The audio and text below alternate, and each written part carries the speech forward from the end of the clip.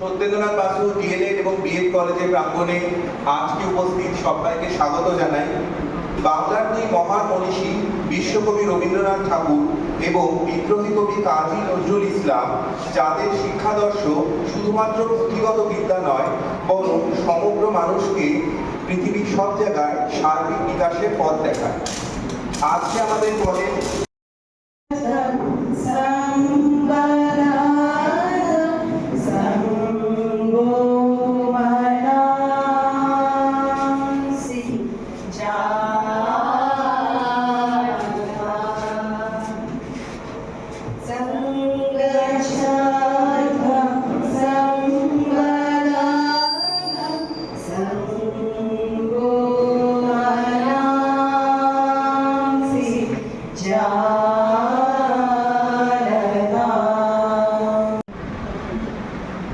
বিশ্বকবি রবীন্দ্রনাথ ঠাকুর এবং বিদ্রোহী কবি নজরুল ইসলামের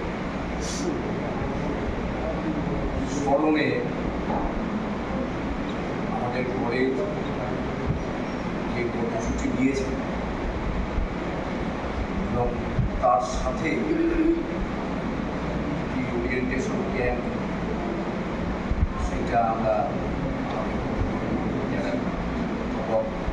আছেন তারা সবাই মিলে এটাকে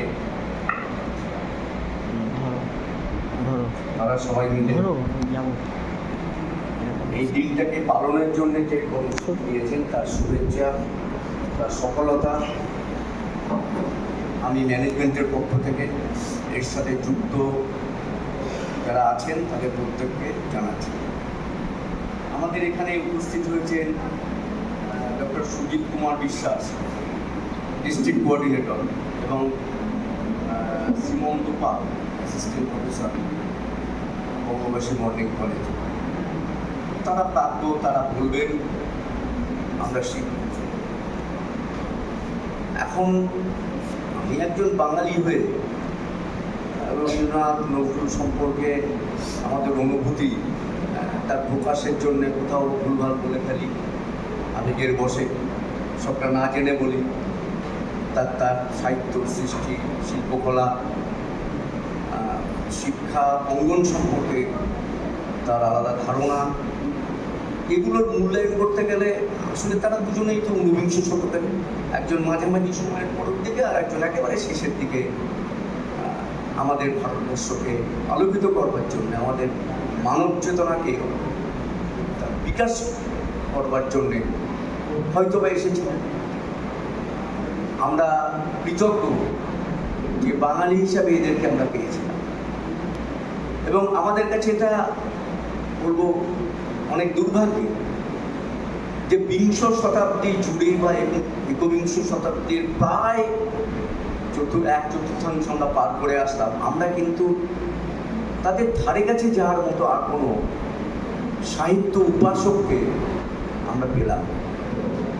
এটা আমাদের পক্ষে ভীষণই। ফলে এই ধরনের কাজ আমরা যারা করতে যাচ্ছি, এগুলোর একটা প্রেক্ষাপট থাকে যে এই আলোচনার মধ্য থেকে আমাদের যারা এখানে শিক্ষার্থীরা এসছে, এরা কম বেশি লেখে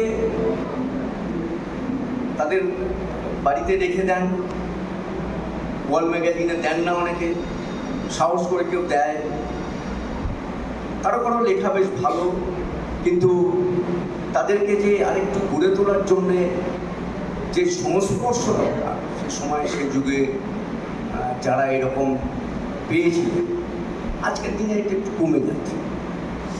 এবং আমাদের দেশে, শুধু আমাদের দেশ না, দক্ষিণ পূর্ব এশিয়া এবং আমাদের মতো যারা একটু পিছিয়ে পড়া দেশ, এখানে স্থাবকতাটা একটা এত মারাত্মকভাবে আমাদের সমাজ জীবনের মধ্যে ঢুকে গেছে যে সৃজনশীলতা অনেকটা লোপ পেয়েছে।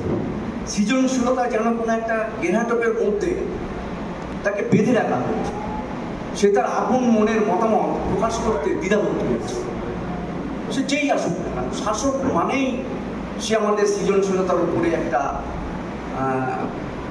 আমাদের সৃষ্টির ওপরে একটা যেন একটা বাঁধন দিয়ে দেবে। আমার চিন্তন, আমার মননের প্রশ্নে যেন একটা রূপ দেওয়ার চেষ্টা করি, যে না তুমি এইভাবে লেখো, তুমি ওইভাবে লেখো। আমার মানুষ, আমার আগামী দিনের প্রজন্ম তারা কীভাবে গড়ে উঠবে, তারা আমার দেশকে কীভাবে ভালোবাসবে, সেটা একটা নির্দিষ্ট দর্শনের ভিত্তিতে তুমি প্রবাহিত হও। এটা খুব মারাত্মক, এটা সাহস করে পড়াটাও খুব মারাত্মক। এবং যারা মনে করে যে না আমাদের উন্মেষ দরকার, আমাদের বিকাশ দরকার, আমাদের অগ্রগতি দরকার, এবং এটার আতুরঘর্ত সাহিত্য, সংস্কৃতি, শিল্প জগৎ, আমার মন কোথা থেকে গড়ে উঠবে, আমার চেতনা কোথা থেকে গড়ে উঠবে, আমার সমাজ সম্পর্কে ধারণা কোথা থেকে গড়ে উঠবে, এর মূল ভূমি তো ওইগুলো। আমরা মানুষকে চিনবো কী করে, মানুষকে জানবো কী করে, মানুষের সম্পর্কে ভাববো, মানুষের সম্পর্কে সঠিক ভাবনা আসলে আমার শিক্ষা নীতি সেই আদলে তৈরি হবে। আমার দেশের সমস্ত কিছু, আমাদের কর্মনীতি, আমাদের শিক্ষানীতি, আমাদের যুবদের কীভাবে পরিচালিত করা হবে, সবটা হবে একটা নির্দিষ্ট ভাবনার মধ্য থেকে।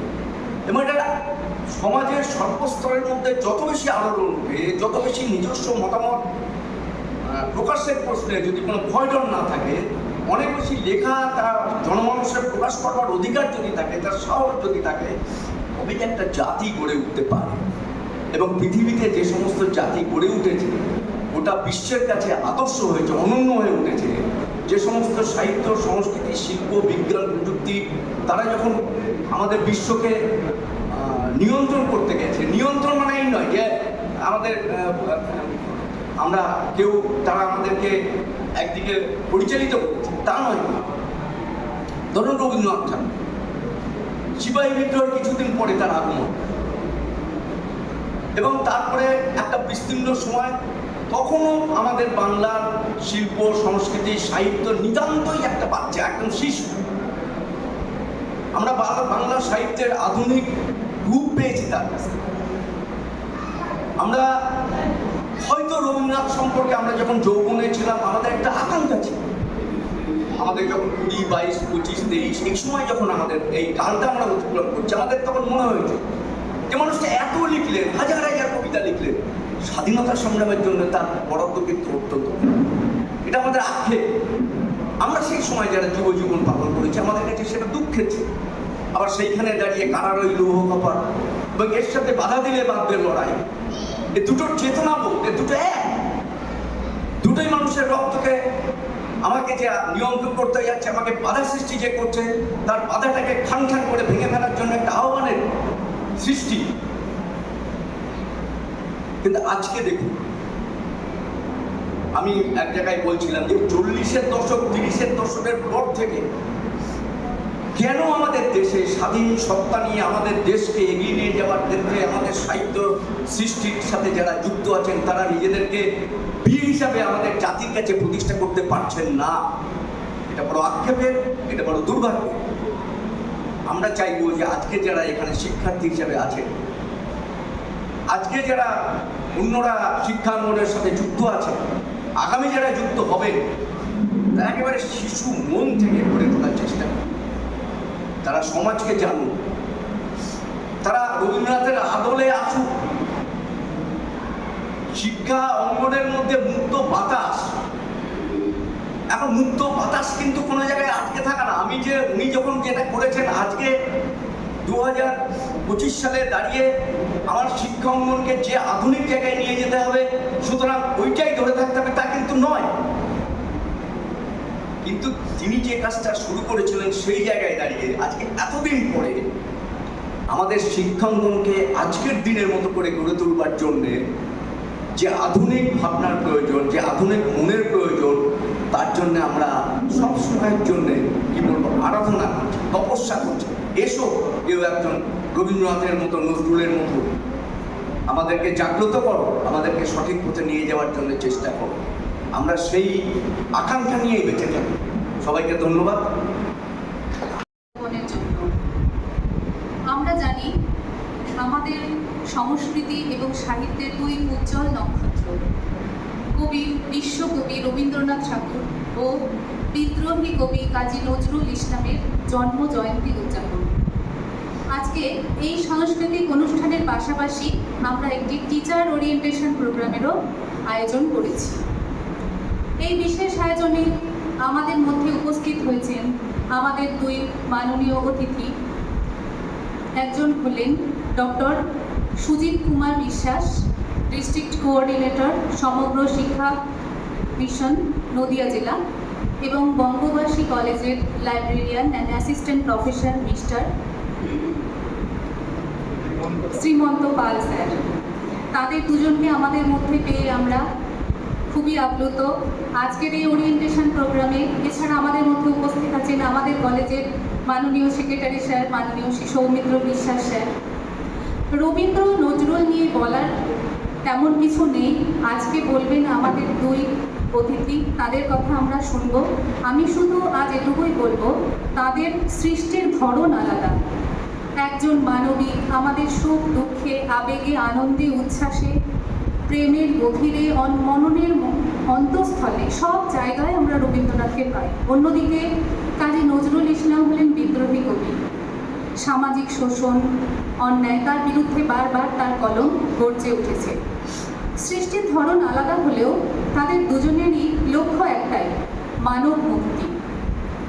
আজকের এই বিশেষ দিনে আমাদের এখান থেকে একটাই বার্তা পৌঁছাক সকলের কাছে, শুধু উৎসব নয়, শুধু দিন উদযাপন নয়, নজরুল এবং রবীন্দ্রের যে সাহিত্যের চিন্তা ভাবনা তা যেন আমাদের মধ্যে চিরজাগরুক হয়ে থাকে, উদ্ভাসিত থাকে, এবং আমরা রবীন্দ্র নজরুল আলোকে আমাদের আগামী জীবনে বয়ে নিয়ে চলতে পারি।